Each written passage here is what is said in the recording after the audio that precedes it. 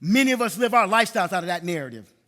Always got the one part of our eye looking at what somebody else have. Undercover, you are envying it and you are desiring it and you want it. He says, so you scheme and you kill to get it. You are jealous of what others have, but you can't get it. So you fight and wage war to take it away from them. Yet you don't have what you want because you don't ask God for it. And this is truly in context because what was happening at this time with these believers, that they was oppressing each other. They was robbing and stealing and taking from each other. This is what the culture was happening between the Jewish believers right now.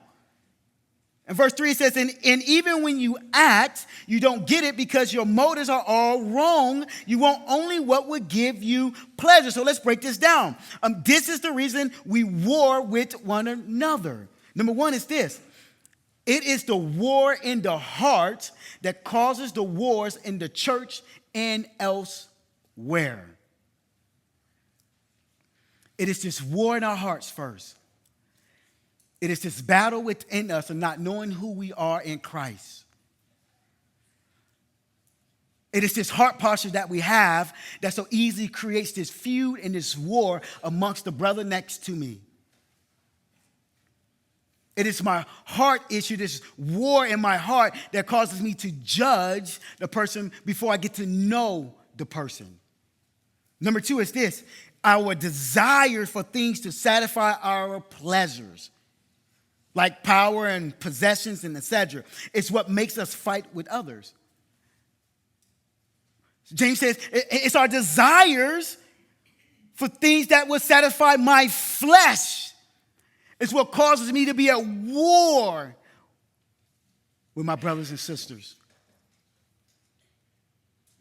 And the third thing is this, putting it simple, the key problem is selfishness and pride. Keep it real simple. I like simple. You're selfish and you're full of pride. This is why you're so angry and bitter towards your brothers and sisters in Christ. This is why it's so hard for us to actually sit down and hear a conversation and get constructive criticism and not be offended.